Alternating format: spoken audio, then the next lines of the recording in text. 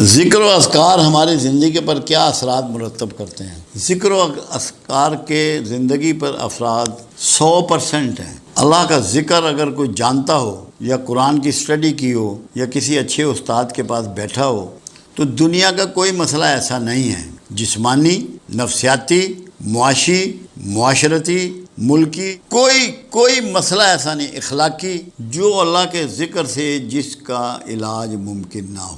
مزاج بدل جاتے ہیں، جو چیزیں ہمیں جیند میں ملتی ہیں، ورثے میں ملتی ہیں، ماں باپ کے جرثوموں سے جو ملتی ہیں، وہ تک اللہ کے ذکر سے ریپیئر ہوتی ہیں اور چینج ہوتی ہیں۔ ٹیمپرامنٹ بنتے ہیں جین سے، ٹیمپرامنٹ چینج ہوتے ہیں۔ میں لوگوں کو سمجھاتا ہوں کہ ہم جب ذکر دیتے ہیں اس کا مطلب یہ ہوتا ہے کہ جو جینیٹک پرابلم آ رہے ہیں لوگوں میں، ہم اس کا بھی علاج کر رہے ہیں۔ موروثی بیماریاں، ایسی بیماریاں جس کے پاس سائنس کے پاس جن کا بھی علاج نہیں ہے، اللہ کے ذکر سے۔ کیوں؟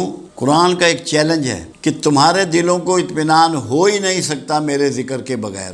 تو دل کے اطمینان کے لیے ضروری ہے کہ پیٹ کا درد بھی ٹھیک ہو، ورنہ دل تو مطمئن نہیں ہوگا۔ کمر میں درد ہے تو وہ بھی ٹھیک ہو، سر میں درد ہے تو وہ بھی ٹھیک ہو، پھوڑے نکل رہے ہیں تو وہ بھی ٹھیک ہو، ورنہ اطمینان کہاں سے ملے گا؟ اس کا مطلب یہ ہے کہ ان ساری چیزوں کا بھی علاج ذکر کرتا ہے، ذکر سے ان سب چیزوں کا بھی علاج ہے۔ پھر قرآن نے ایک بات کہی، یونس علیہ السلام کے بارے میں قرآن نے کہا کہ یونس تا قیامت مچھلی کے پیٹ میں رہتا اگر ذکر کرنے والوں میں نہ ہوتا۔ تو بڑے مسائل سے بھی نکلا جا سکتا ہے اللہ کے ذکر سے، بڑی مصیبتوں سے بھی نبر آزما ہوا جا سکتا ہے اللہ کے ذکر سے، یہ قرآن بتا رہا ہے۔ پھر اللہ کہتا ہے مجھے میرے پیارے ناموں سے یاد کرو، میرا ایسے ذکر کرو جیسے اپنے آبائزات کا کرتے ہو، بلکہ اس سے بھی زیادہ۔ یہ آپ کو کیوں کہا گیا؟ پھر اللہ کے رسول صلی اللہ علیہ وسلم نے مختلف ذکر و اذکار آپ کو گائیڈ کیے، سمجھائے۔ ایسے لوگ آئے رسول اللہ کے پاس جو مقروض تھے، تو میرے آقا نے فرمایا یا ذا الجلال والاکرام کثرت سے پڑھا کرو، قرضے ختم ہو گئے۔ تو کوئی ایسا مسئلہ نہیں ہے جس کا علاج اللہ کے ذکر میں نہ ہو۔ ہمارا پرابلم یہ ہے کہ ہم 10 دن پڑھ کے چاہتے ہیں کہ 100 سال پرانا مسئلہ بھی حل ہو جائے، کہ ہلے تھوڑی تو کم ہی نہیں ہوا، 6 دن تو انہوں ہو گئے پڑھ دیں۔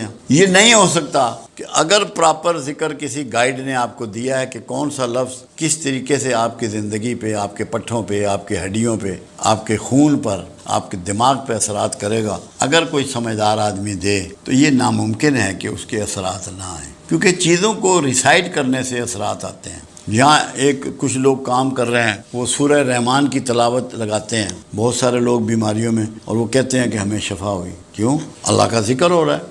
ذکر صرف یہ نہیں ہوتا کہ اللہ اللہ کی جائے، اللہ کی باتیں کریں وہ بھی ذکر ہے، نماز پڑھیں وہ بھی ذکر ہے، قرآن کی تلاوت کریں وہ بھی ذکر ہے، نعمتیں لوگوں میں تقسیم کریں وہ بھی ذکر ہے۔ یہ ہو نہیں سکتا کہ اگر آپ سچے دل سے اللہ کے ذکر پہ گامزن ہو گئے ہیں اور آپ کے مسائل باقی رہ جائیں۔ یہ ہماری سوچ کی کمی ہوتی ہے کہ جو ہم ذکر میں کوتاہی کرتے ہیں۔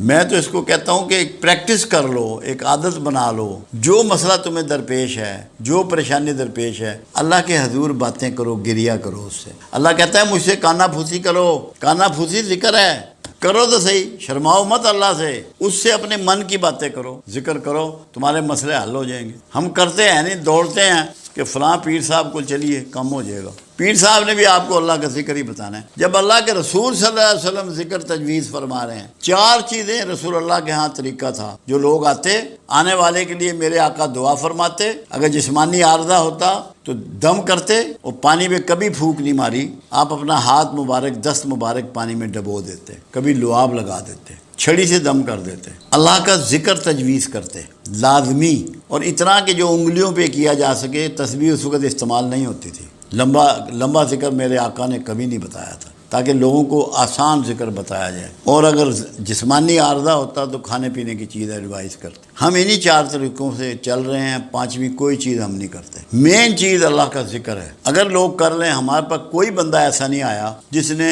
دل جمی سے ذکر کیا ہو اور اس کا مسئلہ پینڈنگ رہ گیا ہو، میرے پاس تو نہیں آیا، مجھے نہیں یاد اس 30 سال میں۔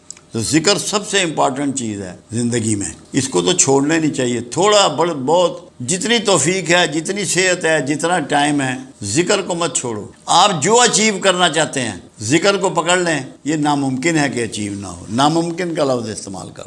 میں نے عجیب کہانی دیکھی، کچھ لوگ ضربیں لگاتے ہیں دل کی طرف، اللہ کی، اللہ کی، اللہ الصمد کی، اور یہ سمجھتے ہیں کہ ہمارا قلب جاری ہو گیا، کیونکہ یہ ایک اعصابی نظام کا حصہ ہے دل، یہ غدود ہے، اس کو اتنی دفعہ جب اس خاص طریقے سے حرکت دی جائے تو اس کی سپیڈ بڑھ جاتی ہے۔ اس کا مطلب یہ نہیں ہوتا کہ قلب جاری ہو گیا، یہ مس انڈرسٹینڈنگ ہے اس بارے میں۔ قلب جاری ہونا یہ ہے کہ تیرے قلب میں ہر وقت اللہ کا ڈر اور اس کے رسول کی محبت موجود ہو۔ تو آنکھ اٹھائے، تو کان اٹھائے، تو ناک اٹھائے، تو منہ اٹھائے، تو ہاتھ اٹھائے، تو پیر اٹھائے، تجھے پتہ ہو کہ جو میں کرنے لگا ہوں تجھے یہ دماغ میں بسی ہوئی ہو کہ میرا اللہ اس میں راضی ہے کہ ناراض ہے، رسول اللہ کو یہ بات پسند ہے کہ ناپسند۔ تجھے اپنی ہر حرکت جو تو نے کرنی ہے، جاگنے سے سونے تک اور سونے سے جاگنے تک، کھانا پینا، لوگوں سے ملنا، نوکری، کاروبار، اس میں تیرے ذہن میں یہ ہو کہ میری جو یہ حرکت ہے یہ اللہ کی نافرمانی میں ہے کہ اللہ کی فرما برداری میں ہے، میری یہ حرکت رسول اللہ کے طریقے کے مطابق ہے یا آپ کے طریقے کے مخالف ہے۔ یہ ہے قلب کا جاری ہونا، زندہ ہونا، اسے ہر لمحے اس میں خیال رہے۔ کیوں؟ اسلام ایک پریکٹس کا نام ہے، ایک رویے کا نام ہے، ایک سسٹم کا نام ہے، ایک ارادے کا نام ہے، ایک ماحول کا نام ہے۔ اگر آپ کو قلب جاری کرنا ہے تو آپ سے کسی انسان کو کوئی ذوف نہ پہنچے، کسی بھی خالق کا یا مخلوق کا حق آپ سے ضائع نہ ہو، تو پھر آپ کا قلب جاری ہے۔ اگر آپ ظلم و ناانصافی کرتے ہیں، جھوٹ بولتے ہیں، بے ایمانی کرتے ہیں، بدحیائی کرتے ہیں، تو پھر آپ کا کوئی قلب جاری نہیں ہے۔ خوف خدا کا آپ کے اندر بس جانا، رسول اللہ صلی اللہ علیہ وسلم کی محبت کا آپ کے دل میں بس جانا۔ میں نے عجیب کہانی دیکھی، کچھ لوگ ضربیں لگاتے ہیں دل کی طرف، اللہ ہو کی، اللہ کی، اللہ الصمد کی، اور یہ سمجھتے ہیں کہ ہمارا قلب جاری ہو گیا، کیونکہ یہ ایک اعصابی نظام کا حصہ ہے دل، یہ غدود ہے، اس کو اتنی دفعہ جب اس خاص طریقے سے حرکت دی جائے تو اس کی سپیڈ بڑھ جاتی ہے۔ اس کا مطلب یہ نہیں ہوتا کہ قلب جاری ہو گیا، یہ مس انڈرسٹینڈنگ ہے اس بارے میں۔ قلب جاری ہونا یہ ہے کہ تیرے قلب میں ہر وقت اللہ کا ڈر اور اس کے رسول کی محبت موجود ہو۔ تو آنکھ اٹھائے، تو کان اٹھائے، تو ناک اٹھائے، تو منہ اٹھائے، تو ہاتھ اٹھائے، تو پیر اٹھائے، تجھے پتہ ہو کہ جو میں کرنے لگا ہوں تجھے یہ دماغ میں بسی ہوئی ہو کہ میرا اللہ اس میں راضی ہے کہ ناراض ہے، رسول اللہ کو یہ بات پسند ہے کہ ناپسند۔ تجھے اپنی ہر حرکت جو تو نے کرنی ہے، جاگنے سے سونے تک اور سونے سے جاگنے تک، کھانا پینا، لوگوں سے ملنا، نوکری، کاروبار، اس میں تیرے ذہن میں یہ ہو کہ میری جو یہ حرکت ہے یہ اللہ کی نافرمانی میں ہے کہ اللہ کی فرما برداری میں ہے، میری یہ حرکت رسول اللہ کے طریقے کے مطابق ہے یا آپ کے طریقے کے مخالف ہے۔ یہ ہے قلب کا جاری ہونا، زندہ ہونا، اسے ہر لمحے اس میں خیال رہے۔ کیوں؟ اسلام ایک پریکٹس کا نام ہے، ایک رویے کا نام ہے، ایک سسٹم کا نام ہے، ایک ارادے کا نام ہے، ایک ماحول کا نام ہے۔ اگر آپ کو قلب جاری کرنا ہے تو آپ سے کسی انسان کو کوئی ذوف نہ پہنچے، کسی بھی خالق کا یا مخلوق کا حق آپ سے ضائع نہ ہو، تو پھر آپ کا قلب جاری ہے۔ اگر آپ ظلم و ناانصافی کرتے ہیں، جھوٹ بولتے ہیں، بے ایمانی کرتے ہیں، بدحیائی کرتے ہیں، تو پھر آپ کا کوئی قلب جاری نہیں ہے۔ خوف خدا کا آپ کے اندر بس جانا، رسول اللہ صلی اللہ علیہ وسلم کی محبت کا آپ کے دل میں بس